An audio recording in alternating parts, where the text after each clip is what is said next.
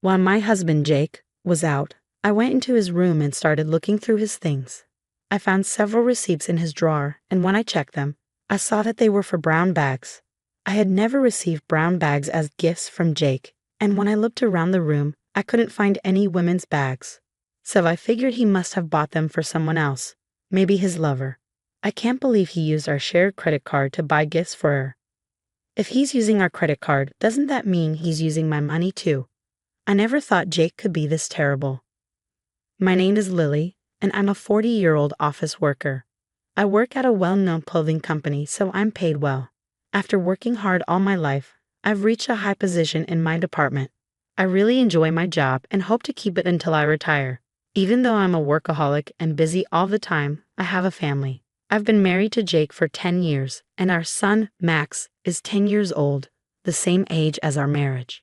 We all live happily together, but I do have some worries. My biggest worry is that Jake doesn't work much. I met Jake through work. At the time, I was working for a brand that appeared in a fashion magazine, and Jake was a fashion model. He was very good-looking and had a bright presence, which helped him land many modeling jobs. When we talked, we found we liked the same music and TV shows, and we instantly clicked. We started going out for dinner together, and that's how our relationship began. After 2 years of dating, I found out I was pregnant with our child, and we got married. It wasn't planned, but we were close as a couple, so it didn't feel forced. After Max was born, we were happy in our own way. But Jake's modeling career dropped sharply. Once he turned 25, the job offers slowed down, and by his late 20s, they stopped completely. I still had a stable job at a big company, so money wasn't a problem. I hoped Jake would try something new, but he didn't seem interested. After a few years, he had no jobs at all. He wasn't helping with housework either, so he became completely unemployed. When I was busy, Jake stayed at home with Max, which was helpful. But even after Max started elementary school, Jake didn't look for work. He just stayed home. I've been getting busier at work, so I haven't had the time to give Jake the attention he needs. I feel partly responsible for him being like this, and I've been trying to motivate him to work again. One day, I said, "You're 35 now. Why not try modeling for people in their 30s and 40s? I thought it might inspire him, but Jake said, "It's too much work, and the shoots take all day." That's what jobs are like though. Do you plan to never work again? I asked. He replied, "Actually, that sounds pretty great." What did he mean by that? Even though Jake isn't working, I didn't think about divorcing him. Max is still young, and Jake is a great father. Max loves him and calls him daddy. I didn't want to take Max's father away from him for my own reasons. Plus, Jake is still very handsome, even at 35. I think he's more attractive than most of the people I work with. Maybe it's because he still works out at the gym, and he looks great. If only he would work again, then he'd be perfect. One day, I saw my husband Jake wearing a suit in the morning. "What's going on, honey? Why are you dressed up?" I asked. "Oh, I have a job interview," he replied. "A job interview?" I asked, surprised. "Yeah, a friend of mine is a model, and he might be able to introduce me to an agency. They want to meet me or at least see what I'm like," he explained. "Really? Well, good luck. I hope it goes well," I said, happy to hear he was finally motivated to work. "Thanks, I'm heading out now," he said. I was so relieved to know that Jake was taking steps to get back to work. "Hey Max, maybe Daddy will be in a magazine again soon," I said to our son. "Wow, really?" Max replied excitedly. "If Daddy's in a magazine, I'll tell all my friends about it," Max said, grinning. I went to work that day feeling really good. After finishing up, I came home early to find out how Jake's interview went. But when I got home, he wasn't there. "Max, did Daddy come home yet?" I asked. "No, I don't think so," Max answered. I looked around, but Jake still wasn't home. It was after 2 a.m. when he finally walked in, clearly drunk. Since I had the day off the next day, I decided to stay up and wait for him. He barely noticed me as he collapsed onto the couch and fell asleep. I saw he was still holding his phone, and for some reason, I felt a strong urge to check it. I took his phone from his hand, unlocked it using his fingerprint, and looked at his messages. To my shock, I found intimate messages between Jake and a woman named Ruby. One of her messages said, "Dinner was delicious, and the hotel afterwards was so much fun." What was going on? I quickly took a photo of the conversation for proof. I recognized Ruby's face from her profile picture. She used to be a model for a fashion magazine, and I had worked with her a few times before. She had gotten married and quit modeling, so it seemed odd that she was now texting Jake like this. Were they both married and having an affair behind each other's backs? I felt a wave of anger, but I decided to wait until the next morning to see what Jake would say. When I woke him up, he seemed confused. I must have fallen asleep on the couch. Didn't you have a job interview yesterday? You didn't come home until 2 a.m., I reminded him. Job interview? He asked, acting surprised. Oh yeah, I did have the interview. But after that, I met up with an old friend at the office and we went out for drinks. We hadn't seen each other in a while, so we decided to catch up. I was suspicious. Who's this friend? I asked. He's just an old model friend. I don't think you've ever worked with him, Jake answered. I nodded, but something felt off. The way Jake was hiding details about meeting Ruby seemed fishy. I was sure now that he was having an affair, and once I have something to suspect, I can't let it go. I kept finding more and more things that made me suspicious, and the credit card bill was one of them. I used to buy clothes and things for work and hobbies on our shared credit card. But I had been so busy at work lately that I hadn't had time to shop. So the bill should have been lower than usual, but it was higher than normal. I looked back and realized it had been like this for the last few months. I'd just been too busy to check it earlier. I couldn't believe it. I started to suspect that my husband Jake was secretly using our credit card for something. I gave him the card for family expenses, and he usually spent about the same amount each month, so I didn't worry. But now, it seemed like he was spending a lot more money without telling me. I was sure it was to buy gifts for Ruby, his lover. Jake must have thought he could trick me with the story about his job interview.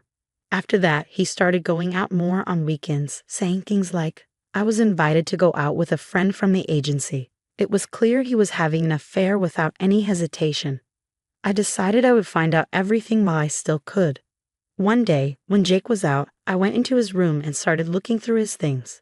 I found several receipts in his drawer. When I checked them, I saw that they were for women's brand bags. Jake had never bought me brand bags as gifts. I looked around his room, but I couldn't find any women's bags, so he must have given them to Ruby. I couldn't believe he used our shared credit card to buy gifts for his lover. If he's really using our credit card, then that means he's spending my money too. I never imagined my husband could be this selfish. At first, I thought Jake might not be working, but he was still thinking about me and our family. But one day, he said something that caught me off guard. One of my model friends invited me on a trip for the upcoming long weekend. I'm going. Really? But what about the money? I asked. Oh, I'll do it within my budget. It's not a problem. But if I turn it down, it might hurt my chances for future jobs, he said.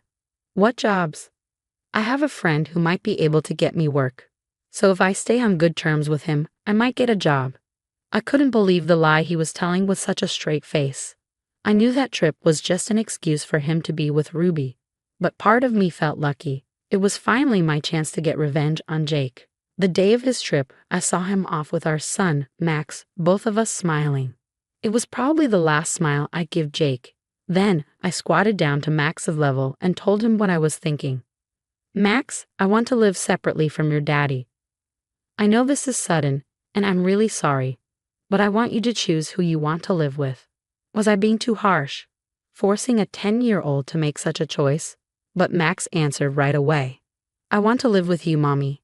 Really? You won't be able to see Daddy as much anymore, you know?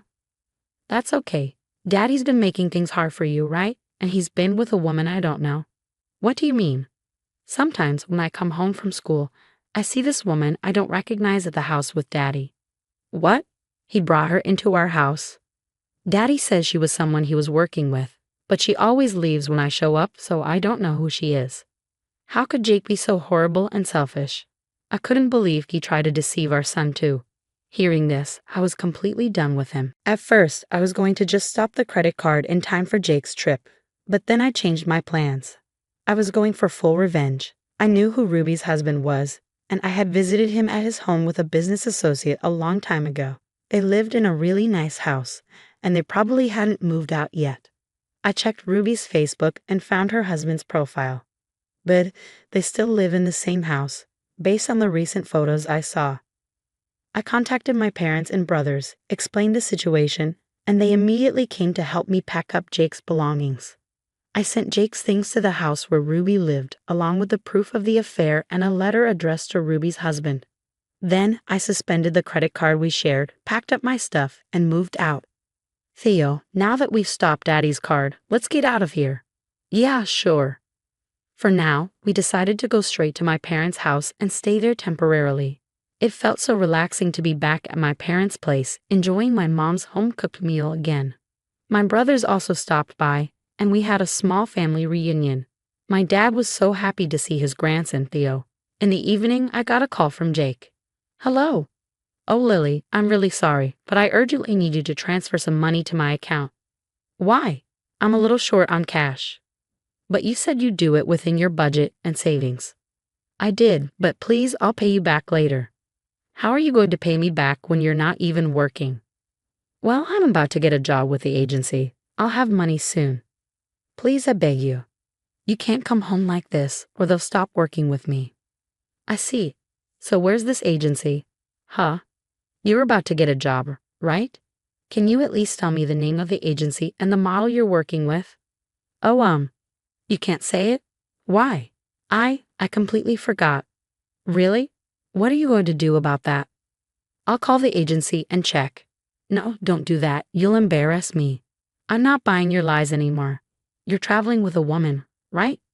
What are you talking about? Ruby Green. She's a former model you worked with. She's married now. Jake let out a scream, one I had never heard from him before, sounding really upset. That's crazy talk. Who did you buy all those brand goods for? You gave them to Ruby with our credit card, didn't you? I don't know what you're talking about. Well, it doesn't matter because the truth will come out soon. I suspended the credit card. I don't know if it's the hotel bill or the restaurant bill you can't pay, but you're on your own. When you get home, just sign the divorce papers. Goodbye. Divorce? What the hell are you saying? I hung up on him and turned off my phone. Now Jake wouldn't be able to reach me. He'd have to suffer through his trip. A few days later, Jake showed up at my parents' house, looking exhausted. Oh, Lily, I'm really sorry. Please forgive me. He dropped to his knees, begging. I won't forgive you. I already said I'm divorcing you. I can't stay with someone who betrayed our family like this. No, please. If this continues, it'll only make things worse for you. According to Jake, Ruby's husband found out about the affair when I sent Jake's things to Ruby's house. Ruby's husband came to Jake's house after the trip, and now Jake was in trouble because Ruby's husband was demanding alimony. Well, that's none of my business now, and of course, I'll be charging you and Ruby alimony too. You'll have to pay child support as well. Oh no, I'm sure you destroyed the divorce papers I left at home, so I've got new ones here. Jake had no choice but to sign the divorce papers, surrounded by my family. The divorce was finalized without any more drama. My ex-husband and his lover were both stuck paying alimony. Now, Jake works as a bartender to cover the alimony and child support payments. One of my colleagues visited the bar and told me that Jake was being taunted by younger coworkers, like hurry up and make this drink. Well, he deserved it. On the other hand, I rented an apartment near my office, where Theo and I now live happily. Theo is as handsome as Jake, but I'll make sure to raise him right so he doesn't turn out like his father. Jake was what you would call a typical good-for-nothing man. Why do so many handsome guys turn out to be pricks like him? Despite everything, I'm good at my job, diligent, logical, and smart. I hope that Theo inherits my personality and not his father's. Thank you for watching until the end. Please subscribe to our channel. We hope to see you in our next video.